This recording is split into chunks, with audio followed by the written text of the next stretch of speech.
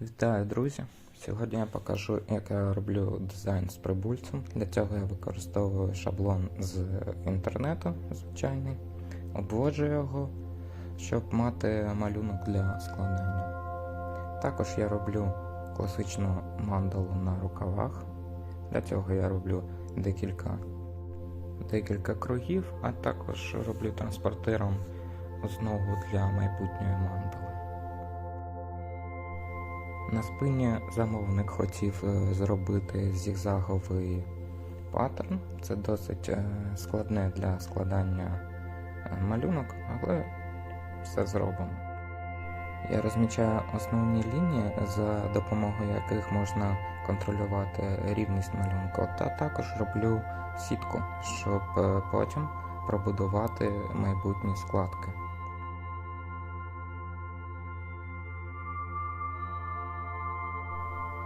Далі я роблю лінії, по яким я буду складати сам зігзаговий малюнок. Це досить проста монотонна робота. Далі приступаємо до складання мандали на рукавах. Я завжди починаю сам з рукавів, тому що вони можуть розпуститись і буде нечіткий малюнок. Для цього я беру звичайну нитку, яку використовую для скріплення, та намічаю майбутню мандалу.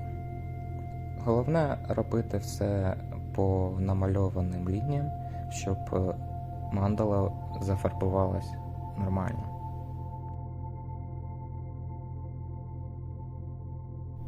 Далі я беру основну нитку, якою роблю складки, і роблю класичну трипл мандалу.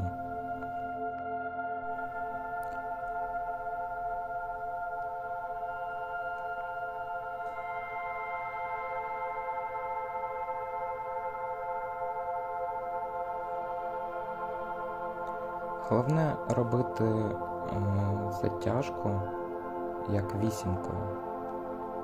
Тоді можна скрутити мандалу так, щоб складки розділялись дуже рівно та чітко.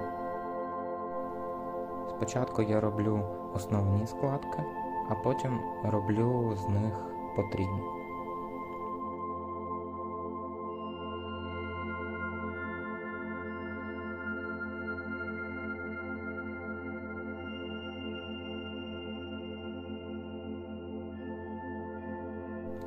Я не обрізаю нитку, коли дійшов до кінця, а просто роблю потрійну мандалу, йдучи в зворотньому напрямку.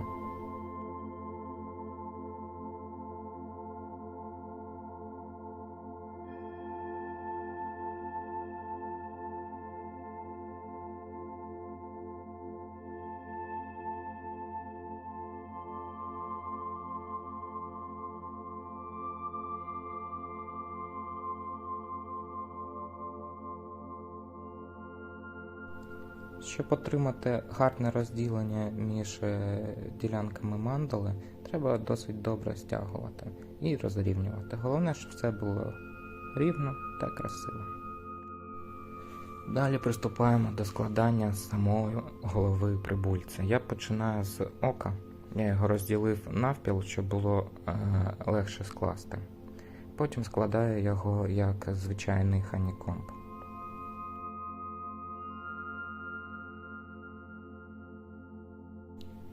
Можна просто скріпити його і залишити як є, тоді око буде одного кольору. Я тут вирішив зробити невеличкий ханікомб на ньому і зробити його таким градієнтом з чорного, сірого та фіолетових кольорів.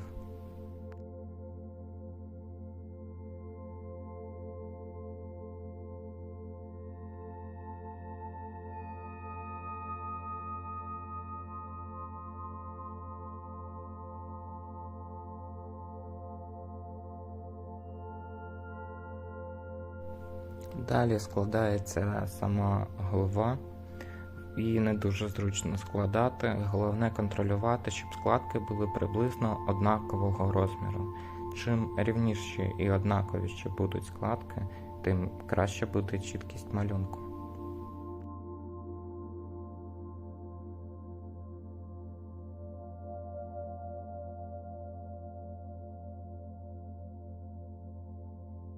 це найскладніше місце, там, де ближче до ока, дуже незручно складати. Але з часом та з практикою все вийде. Навіть якщо виходить не ідеально, це не так важливо. Основна форма буде помітна, а все інше можна закрити тінями та градієнтом під час фарбування.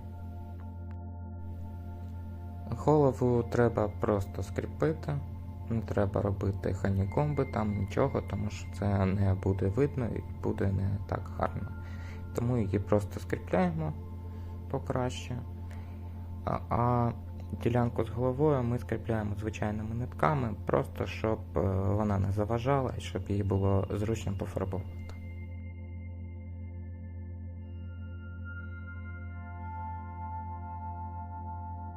Саму голову ми скріпляємо звичайною ниткою, просто щоб вона тримала форму.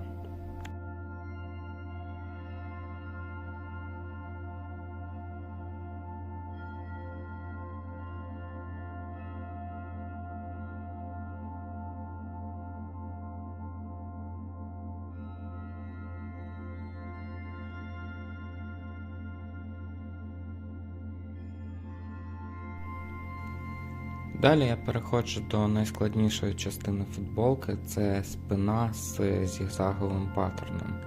Її складати досить складно через те, що вона постійно розпадається.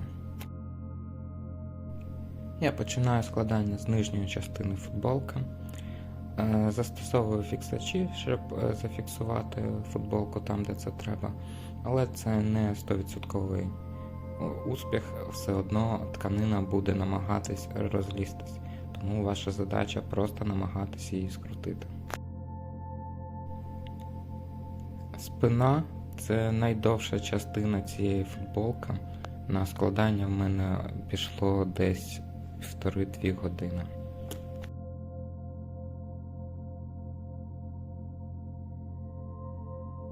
Навіть якщо спочатку буде здаватись, що нічого не виходить, треба продовжувати і десь всередині футболці буде вже видно нормальний результат.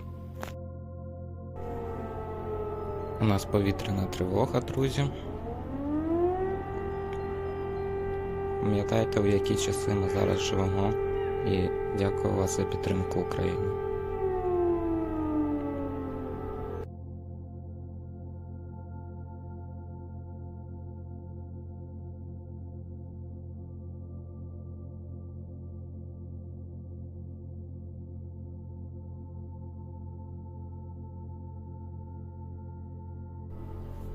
Десь к середині футболці у мене почали вдаватися нормальні складки, а коли вони вже вдаються, можна буде поправити перші, які будуть з часом розпадатися.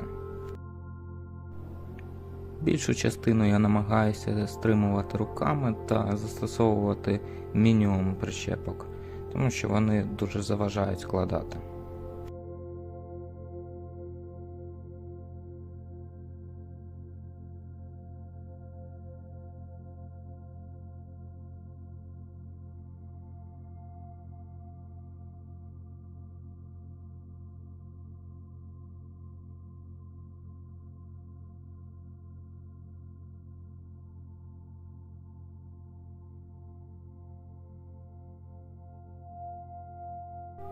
Можна також застосовувати будь-які тримачі, щоб покласти зверху на тканину. Це допоможе утримати її форму.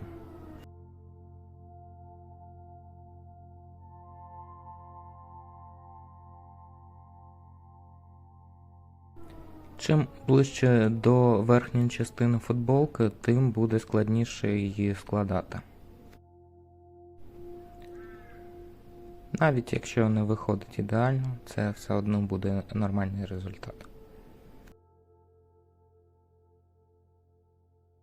Далі я прибираю все зайве та намагаюсь привести до ладу увесь малюнок. Далі дуже відповідальний момент – це треба скріпити спину звичайною ниткою. Я використовую лінійку, щоб тканина не складалася, щоб вона була однакової висоти. Краще робити це обережно та поступово, тому що дуже часто футболка розпадається на частини і треба скручувати все заново, а це дуже довго і це вам точно не сподобається.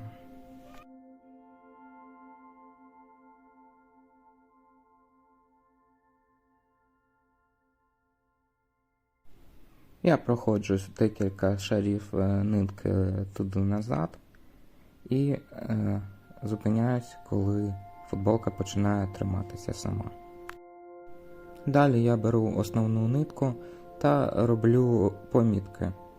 Розділяю малюнок на декілька частин і роблю там мітки, щоб було зручніше фарбувати і знати, де яка частина.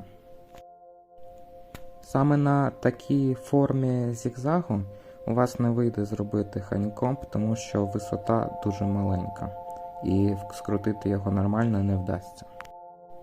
Далі я прибираю перший шар ниток, який більше не потрібен, бо тканина тримається. І ось що вийшло в фіналі. Далі я роблю звичайний скранч для фону.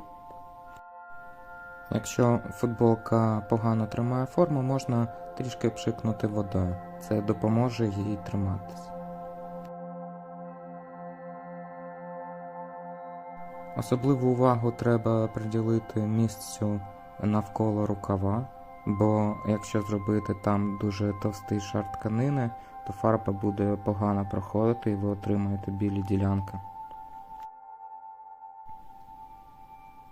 Далі я просто скріпляю звичайною ниткою фон, щоб зробити його більш компактним та підготувати до комфортного фарбування.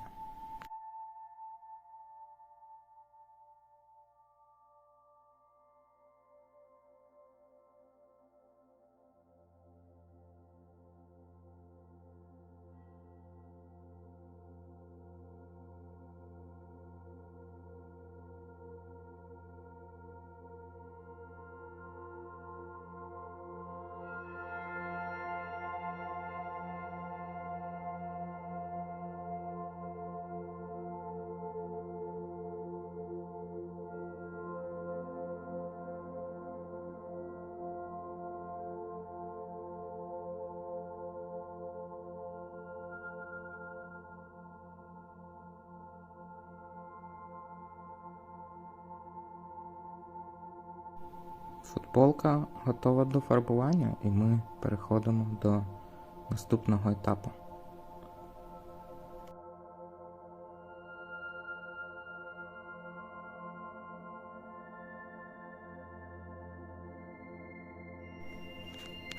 Спочатку я фарбую рукава, для цього я використовую класичний райдужний градієнт, але починаю з сіро-чорних тонів на кінцях мандали. Тут кольори Robin X, Electric Blue та Blue Violet. Далі Lemon Yellow, Bright Yellow та Gold Yellow. Кінець я зафарбовую фіолетовим.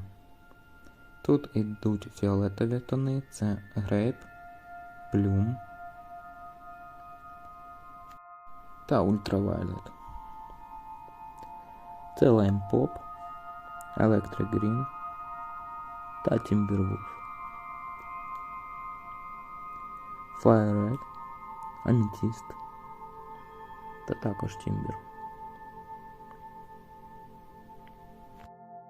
Далі я зафарбовую око на голові прибульця. Я використовую чорні та сірі кольори для ободків, а в центрі роблю трішки темно-фіолетовий.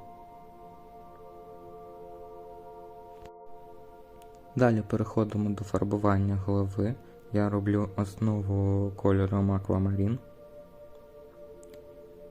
Потім я використовую Electric Green та Lime Pop. Це поєднання дасть непоганий градієнт на краях голови і буде виглядати чудово. Раніше я експериментував з кольором голови і дійшов до того, що стандартний лаймпоп більш за все на це підходить. Це частина, яку я додав вже після скрутки, тому що забув про неї. Це щось типу третього ока на лобі прибульця. Наступним я фарбую спину. Я починаю з градієнтів з жовто-зелених кольорів.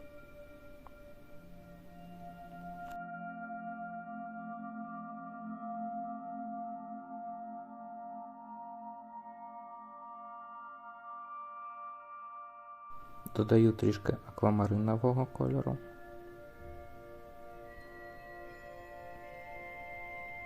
Потім роблю градієнти у синіх кольорах знизу до гори. Я використовую Robin's Egg, Turquoise, Electric Blue та Blue Violet. Також роблю подібний градієнт з фіолетових. Це Grape, Plum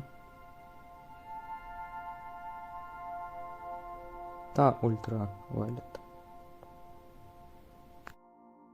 Зі зворотнього боку малюнок трішки відрізняється. Ми робимо один жовтий, потім побільше лаймпопу та невеличкий синій градієнт.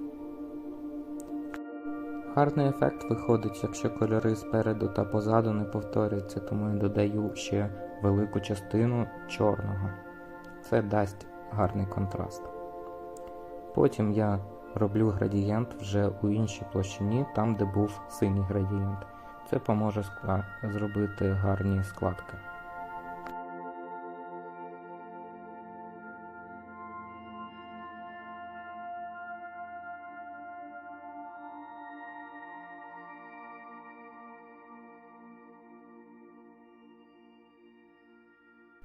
Фон я зробив у класичних райдушних тонах та покрив його чорною фарбою потім зверху.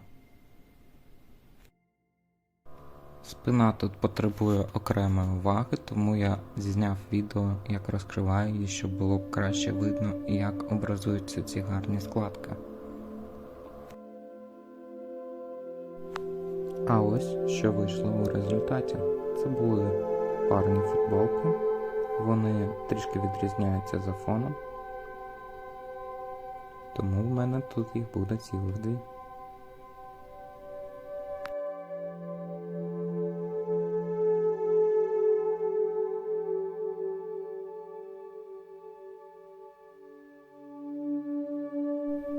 Це моя улюблена частина – спина.